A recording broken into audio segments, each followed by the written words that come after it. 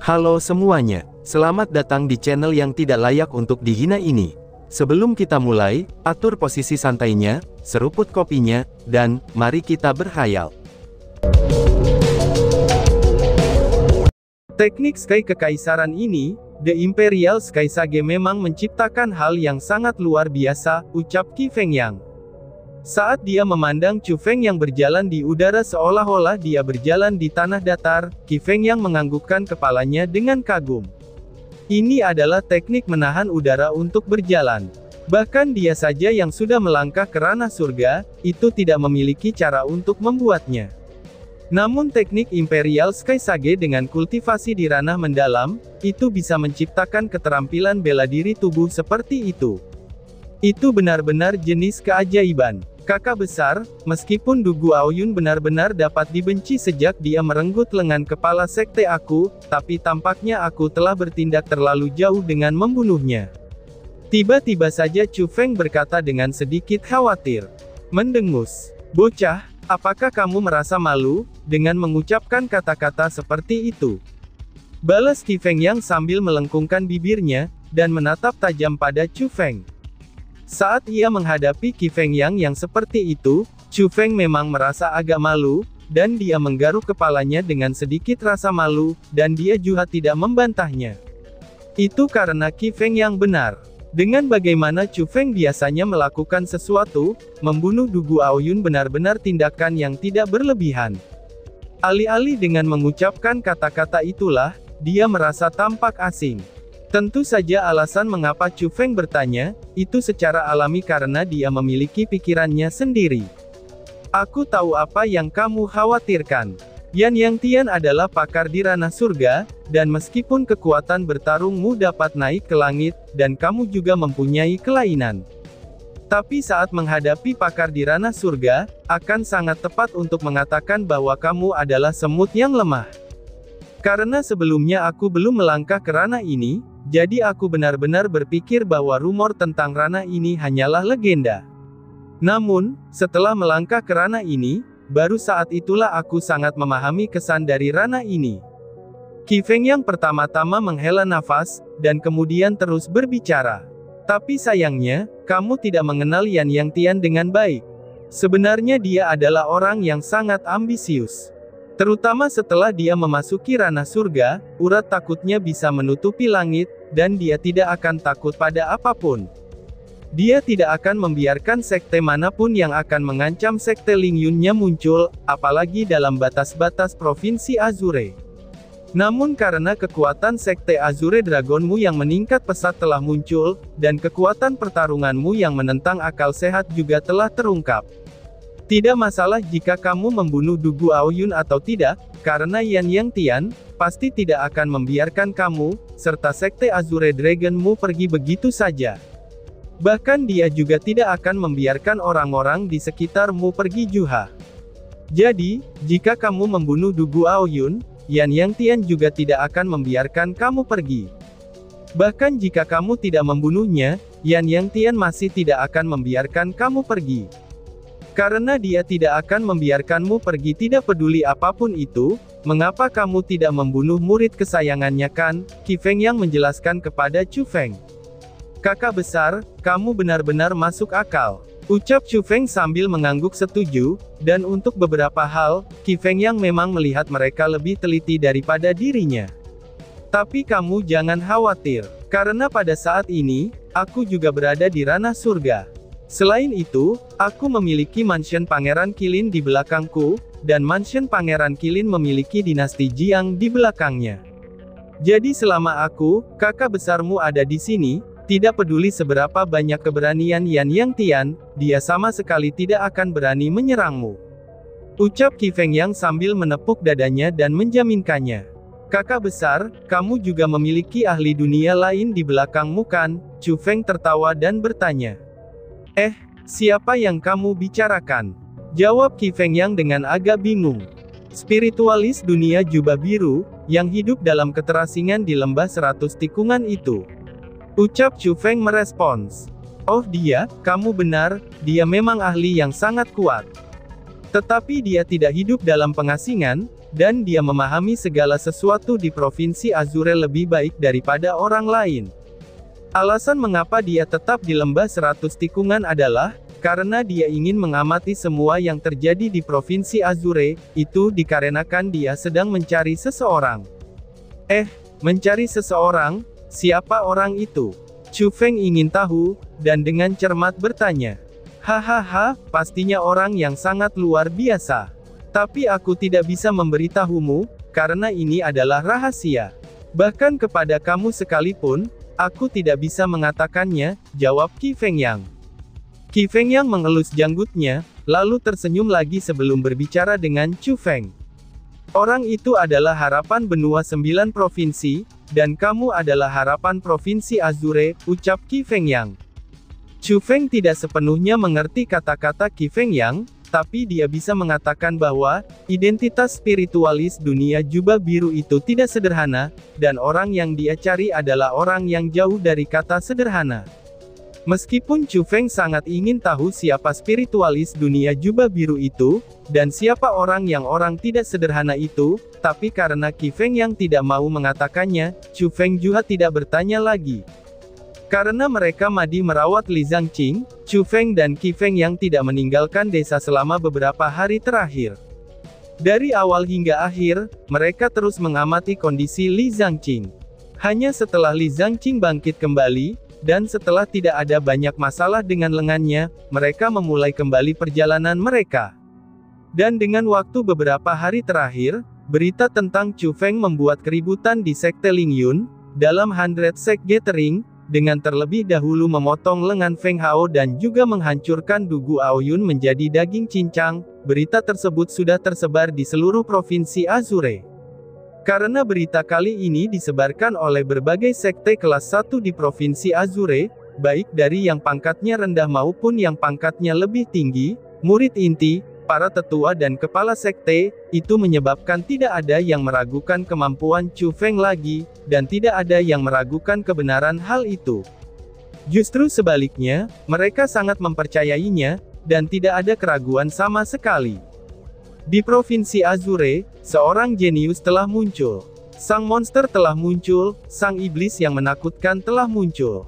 Itulah bahan diskusi yang dibicarakan semua orang saat ini. Chu Feng menjadi jenius, itu karena bakatnya dalam bela diri. Chu Feng adalah monster, karena pertarungan kekuatannya yang menantang langit. Chu Feng adalah iblis, itu karena metodenya dalam melakukan sesuatu sangailah aneh. Nama terkenal Chu Feng, kini menjadi keberadaan yang orang-orang idolakan dan takuti. Bahkan banyak orang ingin menyaksikan sendiri keagungan Chu Feng. Namun, mereka juga sangat ketakutan. Dengan satu kata ceroboh serta dengan satu tindakan yang salah, jika itu menyinggung sang iblis tersebut, maka seluruh keluarga mereka akan dimusnahkan. Singkatnya, tidak hanya kekuatan Chu Feng yang diakui, itu bahkan mendapat demonisasi. Tapi tidak peduli apa, Chu Feng memang diakui secara publik sebagai jenius nomor 1 di Provinsi Azure pada saat ini. Namun, jika dibandingkan dengan yang lain, orang-orang di kota burung Vermilion malah berselisih dengan berita lain. Chu Feng adalah Tuan Jubah Abu-Abu. Tuan Jubah Abu-Abu adalah Chu Feng. Ini benar-benar berita besar dan hebat, ucap Su Hen. Di dalam aula utama di Vermilion Bird City, Su Hen dengan penuh semangat berjalan bolak-balik.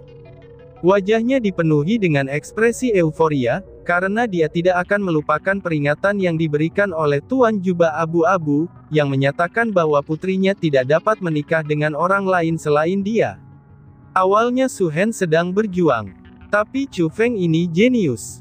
Dia memiliki Qi Fengyang yang mendukung di belakangnya, dan dia memang memiliki perasaan terhadap putrinya. Bahkan dia benar-benar ingin menikahi putrinya dengan Chu Feng sesegera mungkin. Namun, Tuan Jubah Abu-Abu yang tak berperasaan itu telah mengancamnya sebelumnya. Itu menyebabkan dia sangat ketakutan, dan dia juga menjadi bingung. Tapi sekarang, mereka berdua sangat mungkin adalah orang yang sama. Itu menyebabkan semua perjuangannya lenyap, dan yang tersisa hanyalah kebahagiaan tanpa akhir. Ayah, kesampingkan dulu bahwa berita ini belum dikonfirmasi. Bahkan jika Chu Feng adalah tuan jubah abu-abu, apa ayah menjadi sangat senang? Tanya Su Mei sambil mengerjapkan mata besarnya yang indah, dan dengan bingung menatap ayahnya sendiri. Ayah sedang sakit, jadi abaikan saja. Balas Surou sambil menarik lengan baju Su Mei, lalu bersandar ke telinganya, dan secara tersembunyi berkata, "Hahaha, Rou kecil, Mei kecil, ada sesuatu yang sudah aku sembunyikan dari kalian berdua untuk waktu yang lama, tapi aku merasa hari ini adalah waktu untuk memberitahumu tentang itu. Suatu hari nanti, setelah Tuan Jubah Abu-Abu memusnahkan keluarga Sangguan, dia meninggalkan surat padaku. Isi surat itu adalah, dia ingin menikahi kalian berdua." Ucap Su Hen sambil berjalan menuju Su Rou dan Su Mei, lalu menepuk kedua tangannya ke bahu dua putrinya, dan wajahnya dipenuhi dengan sukacita serta kegembiraan. "Apa, Tuan Jubah Abu-Abu ingin menikahi kami?" seru Su Mei. Setelah mendengar kata-kata itu, wajah manis Su Mei berubah dengan cepat, dan kedua matanya penuh dengan ketakutan. Mereka bahkan terlihat lebih takut, itu daripada saat keluarga Sangguan datang untuk menikahinya. Karena dia jelas ingat bahwa, Tuan Jubah Abu-Abu adalah seorang lelaki tua dan juga kejam. Bahkan dia beberapa kali lebih menakutkan daripada keluarga Sangguan. Dia benar-benar tidak tahu apa yang harus dilakukan, jika karakter seperti itu ingin menikahinya. "Hahaha, Mei kecil, kamu tidak perlu takut. Saat ini identitas dari Tuan Jubah Abu-Abu telah terungkap, dan dia adalah Chu Feng. Itu berarti meskipun di permukaan Tuan Jubah Abu-Abu ingin menikahi kalian dua saudara perempuan, tetapi pada kenyataannya, dia adalah Chu Feng." Su Hen menjelaskan sambil tersenyum. "Ayah, jangan bicara omong kosong. Tidak ada bukti untuk berita ini, dan Chu Feng tidak pernah secara pribadi mengatakan bahwa dia adalah Tuan Jubah Abu-Abu," teriak Su Rou. Tetapi pada saat itu, Su Rou berteriak dengan marah. Dia juga mendorong lengan Su Hen sambil menunjuk ke arahnya, dan kemudian berkata, "Kamu bukan lagi ayah yang aku hormati di hatiku, karena kamu tidak pernah memperlakukan kami sebagai putri kamu. Kami berdua hanya menjadi korban untuk kepentingan keluarga," ucap Su Rou. Setelah berbicara, Su Rou dengan marah mendorong pintu aula, dan kemudian berlari keluar. Lalu kemudian, Su Rou duduk di puncak menara tinggi di Vermilion Bird City. Dia duduk di tepi menara yang tinggi, dan kakinya yang ramping, panjang, putih, dan indah, itu tergantung di udara. Kedua tangannya diletakkan di atap menara, itu saat dia melihat ke kejauhan. Angin sepoi-sepoi menyapu, serta meniup rambut panjang hitam legamnya. Angin itu meniupkan roknya yang cantik, tapi itu tidak bisa meledakkan wajahnya yang mempesona, serta ekspresinya yang tertekan pada saat ini. "Kakak!" Tiba-tiba saja suara yang indah terdengar, dan Su Mei muncul di belakang Su Rou. "Mei kecil, mengapa kamu datang?" tanya Su Rou. Setelah melihat Su Mei, Su Rou tampak cukup terkejut dan bahagia. Tetapi pada saat yang sama, ada juga kepanikan yang tidak mudah dideteksi. "Hehehe." Su Mei hanya tersenyum manis, tetapi tidak menjawab pertanyaan Su Rou. Lalu dengan susah payah, dia duduk di sebelah Su Rou. Saat dia menyesuaikan sepasang kakinya yang indah, dia mengencangkan hidung kecilnya, lalu tersenyum pada Su Rou dan berkata, "Kakak, apakah kamu berharap bahwa Chu Feng adalah Tuan Jubah Abu-Abu?" tanya Su Mei. "Mengapa kamu bertanya seperti itu?" jawab Su Rou dengan bertanya balik. Karena di dalam mata Su Rou yang indah, kebingungan segera melonjak, tetapi kepanikannya menjadi sedikit lebih kuat. "Hehehe, aku sih berharap begitu. Aku harap Chu Feng adalah Tuan Jubah Abu-Abu, karena aku ingin menikah dengannya," jawab Su Mei. Su Mei memandang ke arah sekte Azure Dragon, itu saat senyum menawan digantung di wajahnya yang cantik. "Gadis bodoh. Keinginanmu itu pasti akan terjadi, karena dia juga sangat menyukaimu. Karena cepat atau lambat, dia akan menikahimu," balas Su Rou. Su Rou dengan hati-hati menggosok rambut Su Mei, karena dia benar-benar sangat mencintai adik perempuannya. "Aku sudah tahu, saya tahu bahwa dia juga menyukaiku. Tetapi bagaimana denganmu? Su Mei tiba-tiba bertanya. Ditanya oleh Su Mei seperti itu, ekspresi Surou langsung membeku, dan dia tidak tahu bagaimana caranya merespons. Kakak, apakah kamu juga ingin menikahi Chu Feng? Senyum Su Mei tidak berubah saat dia terus bertanya. Aku, seluruh wajah Surou tampak rumit, dan bibirnya yang memikat sedikit terbuka, tetapi dia tidak bisa mengucapkan sepatah kata pun. Pada saat itu, Su Mei tiba-tiba melompat ke pelukan Surou, dan kemudian memeluk Surou dengan erat. Wajahnya yang menawan menempel di tubuh Surou, itu saat dia berkata dengan manis. Aku harap kakak bisa menikah dengan Chu Feng. Aku juga benar-benar berharap bahwa kakak bisa menikah dengan Chu Feng. Chu Feng adalah orang yang paling aku cintai, tetapi kamu juga orang yang paling aku cintai. Kalian berdua paling aku kenal, paling dekat, dan paling aku cintai. Aku benar-benar berharap bahwa kami bertiga bisa bersama-sama selamanya, ucap Su Mei. Kata-kata Su Mei itu terdengar manis, bersemangat, dan sangat menyenangkan.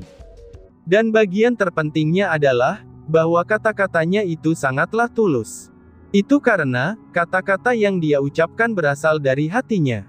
Setelah mendengar kata-kata dari adik perempuannya, Surou pertama kali terkejut ketika matanya sedikit memerah. Setelah emosi yang tak terkatakan memenuhi wajahnya, dia kemudian membuka lengannya untuk memeluk erat adik perempuannya yang berharga, dan kemudian menempelkan wajahnya ke rambut Su Mei. Dia tidak berbicara, tapi wajahnya tersenyum. Itu adalah senyum sukacita yang murni dan alami. Cerita berpindah. Setelah luka-luka Li Zhangqing pulih, Chu Feng, Li Zhangqing, dan Qi Fengyang, mereka bertiga pergi bersama, tetapi mereka tidak pergi ke tempat yang sama. Li Zhangqing kembali ke Sekte Azure Dragon. Tapi pada saat ini Chu Feng telah mengaduk masalah besar seperti dalam 100 Sect Gathering, dan rumor tersebut telah bertebaran di luar sana. Sebagai kepala sekte, tentu saja dia harus kembali untuk mengendalikan situasinya. Adapun dengan Qi Fengyang, dia menerima panggilan dari penguasa rumah Pangeran Qilin, dan dia dipanggil kembali ke Qilin Pangeran Mansion. Itu karena, berita dia melangkah ke ranah surga sudah menyebar. Karena bagi Provinsi Azure, itu adalah masalah yang besar. Tetapi bagi Istana Pangeran Qilin, itu bahkan menjadi masalah yang lebih besar lagi. Tentu saja, tuan rumah harus memverifikasi kebenarannya. Adapun Chu Feng, dia pergi menuju Black Tortoise City. Setelah bertemu dengan pendiri Naga Azure di makam 1000 tulang, Chu Feng sudah memutuskan untuk meninggalkan Provinsi Azure. Itu dia lakukan untuk dapat dengan cepat meningkatkan kemampuannya sebagai spiritualis dunia. Jika dia ingin meningkatkan kemampuannya sebagai spiritualis dunia, dia harus mengikuti instruksi dari monster berbahaya yang misterius dan kuat, yang terletak di Menara Hantu Asura. Dan tentu saja, itu untuk menemukan harta yang dia tinggalkan. Namun sebelum meninggalkan Provinsi Azure, Chu Feng punya satu hal yang harus dia lakukan, dan itu adalah menuju kota kura-kura hitam. Dia ingin pergi ke sana, dan melihat-lihat apakah dia bisa menemukan jalan masuk lain ke makam kaisar, dan apakah dia juga bisa mendapatkan sesuatu dari dalamnya atau tidak.